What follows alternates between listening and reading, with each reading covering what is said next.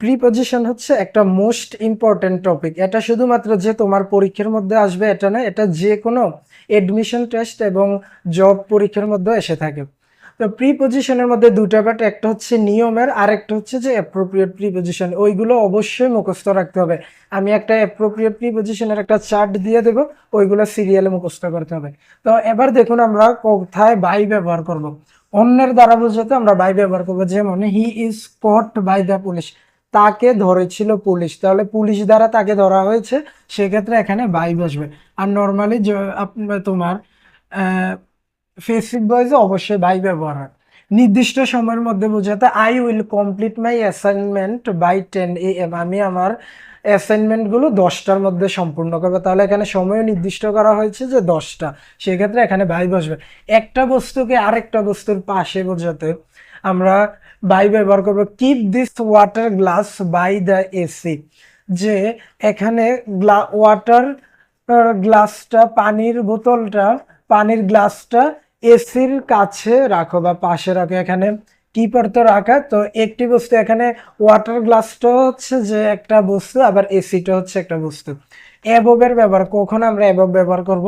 তাপমাত্রা বয়স সংখ্যার চেয়ে বেশি বোঝাতে আমরা অ্যাবভ ব্যবহার করবো। You are allowed as your age is above 12 years, যখন তোমার বয়স 12 পার হবে তখন তুমি এর জন্য অ্যালাউ হবে। তো সেক্ষেত্রে এখানে বয়সের বেশি বুঝিয়েছে, সেক্ষেত্রে আমরা এখানে অ্যাবভ বসাবো। লক্ষ্য অটুট থাকা বোঝাতে আমরা অ্যাবভ ব্যবহার করবো। যখন আমাদের লক্ষ্য নির্দিষ্ট থাকবে বা অটুট থাকবে তখনই আমরা কিন্তু অ্যাবভ ব্যবহার করবো। যেমন fix the ball above the index finger, বলটা তর্জনী আঙ্গুলের উপরে স্থির রাখো। এখানে তর্জনী আঙ্গুলের উপরে বলটা স্থির রাখার জন্য বলা হয়েছে, সেক্ষেত্রে এখানে অ্যাবভ বসবে। আফটারের ব্যবহার, কখন আমরা আফটার বসাবো? পেছন থেকে অনুসরণ করা বোঝাতে আমরা আফটার ব্যবহার করব। নাম অনুসারে নাম রাখা বোঝাতে আমরা আফটার ব্যবহার করব। প্রত্যেকটা কোশ্চেনের বাংলা অর্থ বুঝতে হবে, তাহলে কিন্তু আমি ইজিলি উত্তর দিতে পারবো। He aimed the arrow after me, সে আমার দিকে তীরটা লক্ষ্য করেছিল।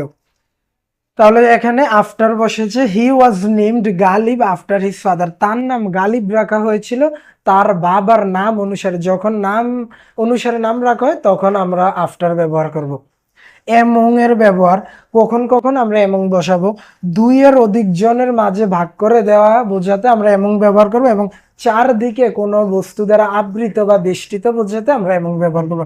Divide the mango among the boys, আমগুলো ভাগ করে দাও ছেলেগুলোর মধ্যে। তাহলে এখানে ছেলেগুলো একাধিক বুঝিয়েছে আর ভাগ করে দেওয়া বুঝিয়েছে, সেক্ষেত্রে আমরা এখানে এমং বসাবো। চারদিকের কোনো বস্তুর দ্বারা আবৃত বোঝাতে মাই হাউস ইজ, আমার বাড়িটি হয় এমং দ্য ম্যাঙ্গো ট্রিস, আম গাছ দ্বারা বেষ্টিত, অথবা এমন যে তার বাড়িটা অনেকগুলো আম বাগান বা আম গাছের মাঝখানে, বা তার বাড়ির পাশে চারদিকে আম গাছ রয়েছে, সেক্ষেত্রে দেখুন my house is among the mango trees. আজকে আমরা এইটুকুই আলোচনা করেছি, পরবর্তী ক্লাসে বাকিগুলো নিয়ে ইনশাল্লাহ আলোচনা করবে।